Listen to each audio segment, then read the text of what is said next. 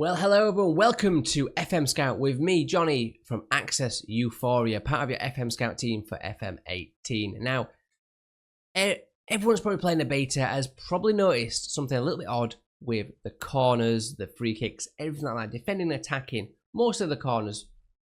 And that is basically that the players, I don't know if they've kind of just forgotten it's there or it's a bug or something, but basically they're not really assigned correctly for defending and attacking. Now, I noticed that in my Leeds United beta series.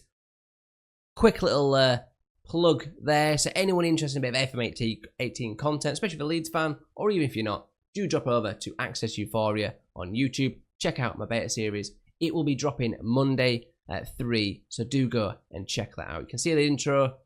It's on the channel now. But back to this. Well, basically, what you happen when you come and find that, you'll find that all your players are basically sat. Well, not well, should we say. They're not well. If we sort of reset to default, you'll find them like this. Basically, it says go back. And what that basically means is they don't do a lot. They're not really picking anybody up.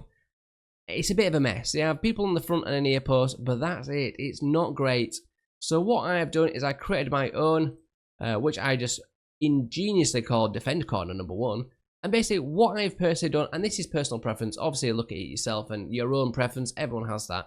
I like to obviously keep one of my sort of more pacey attacking sort of people up front and one of them just outside the area, just so that we can try and counter-attack on people, obviously from corners. You do tend to score quite a lot of goals counter-attacking from other people's corners. So I do that kind of setup. Again, it's your preference if you want to do that or not.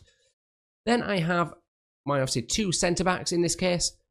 They're on mark tall players because they're the centre-backs. They're the good headers, so they need to be there to obviously mark the opposition centre-backs or centre-forwards. I also then have my other defensive midfielder. He's obviously probably the next best sort of thing, but he's not a centre-back, so he's not a tall, mark tall type of player. He's just there to man mark because, he's a good defensive sort of midfielder, but he's not the best. He's not going to go up and challenge a full-on centre-back. We then have our other 3 players left, and what I do with them is basically I have them zonal marking this 6-yard box. Basically, I have it a front sort of near the near center. It's called box near center, in the center, and then far center. So that kind of gives you a good little bit of depth. If that ball comes in, generally your front man can just head that away and deal with it. If it goes quite long, again, your rear one can deal with it. 2 on the post. Again, you can move those off. You can have them man marking as well. In, I think, my save last year, I had them man marking, and I just had sort of 3 here. It's your decision, but basically, go check it out and change it from the default. It's very easy to set up.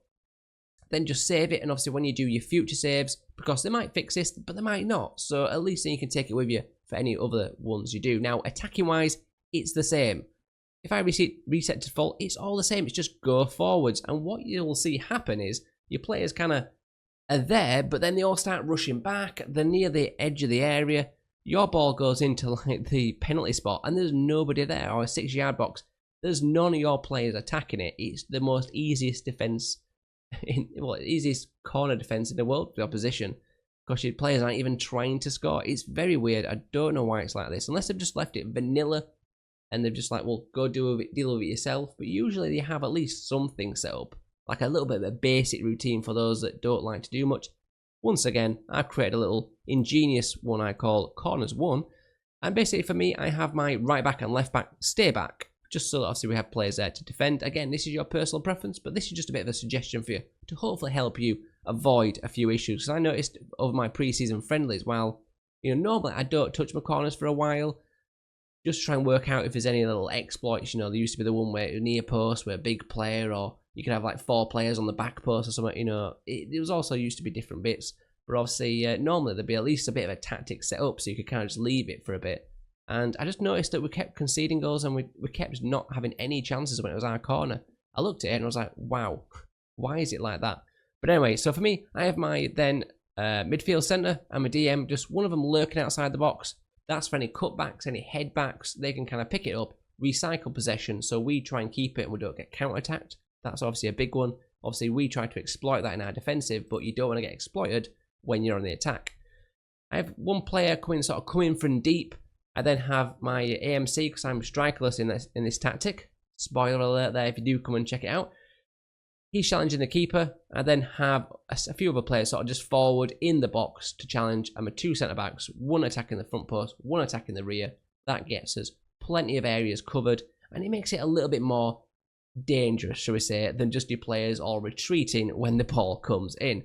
So that's just a quick little help tip sort of for you there. Obviously, just go check it out. Even if the full game has dropped, it may still be like that, because obviously I don't know if that's just a bug, or if Football Manager just forgot about it, or if they've just done that to basically say, you need to go do it yourself. Maybe that's one of the little things of the game, if they say, well, in real life, it doesn't just happen. Maybe that's why they've done it. I really don't know, but either way, you need to go check it out. So that's a few little tips on how I will be setting up. We'll obviously see how it goes, but basically do drop and check out FMScout, because sooner rather than later, I'm sure we'll come up with a good corner routine tactic that obviously you can then go and download. But thanks for watching, guys. Hope you've enjoyed. If you have, please drop a thumbs up. If you've got any comments, drop them down below, and I'll try and get back to you as soon as I can. See you later, guys.